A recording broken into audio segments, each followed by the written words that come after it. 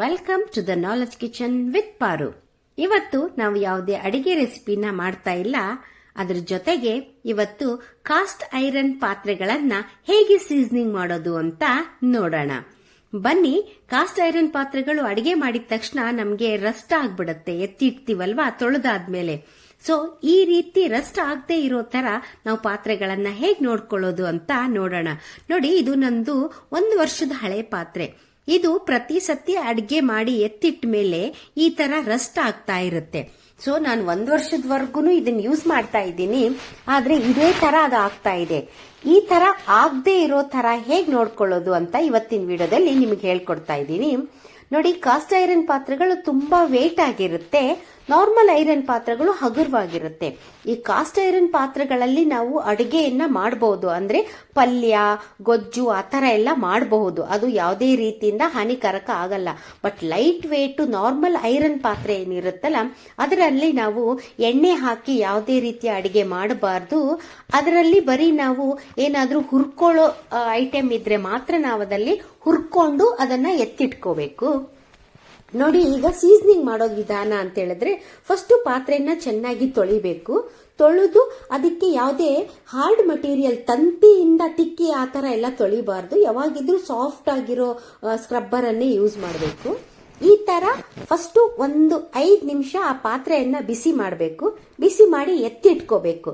ಎತ್ತಿಟ್ಕೊಂಡು ಅದು 5 ನಿಮಿಷ ಆರದ್ಮೇಲೆ ಮತ್ತೆ ಅದನ್ನು ಒಲೆ ಮೇಲೆ ಇಟ್ಟು 1 ಸ್ಪೂನ್ ಎಣ್ಣೆ ಹಾಕಿ ಅದಕ್ಕೆ ಈರುಳ್ಳಿನ ಹಾಕೋಬೇಕು. ಎಲ್ಲಾ ಪಾತ್ರೆಗೂ ನಾನು ಅರ್ಧರ್ಧ ಈರುಳ್ಳಿನ ಕಟ್ ಮಾಡಿ ಹಾಕೊಂಡಿದ್ದೀನಿ.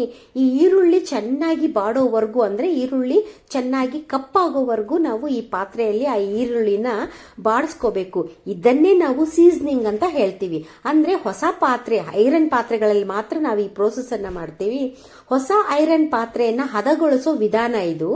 ಈ ತರ ಮಾಡೋದ್ರಿಂದ ಪಾತ್ರೆ ಹದಗೊಳ್ಳುತ್ತದೆ, ಅಂದ್ರೆ ಸೀಸನಿಂಗ್ ಆಗುತ್ತೆ. ಸೀಸನಿಂಗ್ ಮಾಡದೇನೆ ನಾವು ಐರನ್ ಪಾತ್ರೆಯನ್ನ ಬಳಸಬಾರ್ದು. ಈ ಈರುಳ್ಳಿನ ಚೆನ್ನಾಗಿ ಬಾಡಿಸ್ಕೊಂಡ್ಮೇಲೆ ಪಾತ್ರೆಯನ್ನ ಮತ್ತೊಂದ್ಸರ್ತಿ ತೊಳೆದು ಎತ್ತಿಟ್ಕೋಬೇಕು.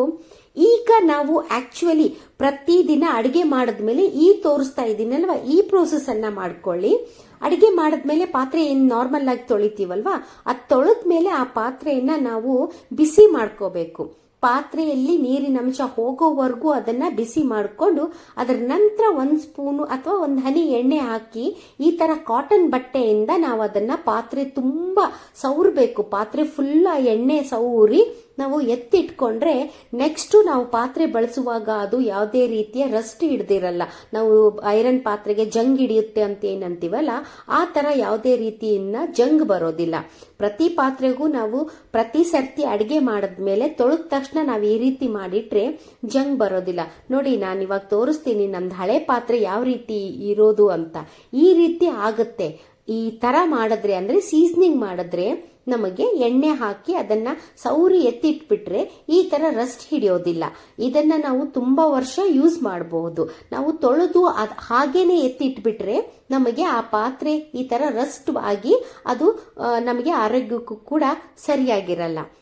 ಐರನ್ ಪಾತ್ರೆಗಳನ್ನ ಈ ರೀತಿ ಬಳಸೋದ್ರಿಂದ ನಾವು ಪ್ರತಿ ಸರ್ತಿ ಅಡಿಗೆ ಮಾಡುವಾಗೂ ನಮಗೆ ಪಾತ್ರೆಗಳು ಫ್ರೆಶ್ ಆಗಿ ಸಿಗುತ್ತೆ. ಈ ರೀತಿಯ ಉಪಯುಕ್ತ ವಿಡಿಯೋಗಳಿಗಾಗಿ ನಮ್ಮ ಚಾನೆಲ್ ಅನ್ನ ಲೈಕ್ ಮಾಡಿ, ಶೇರ್ ಮಾಡಿ, ಸಬ್ಸ್ಕ್ರೈಬ್ ಮಾಡಿ. Thank you.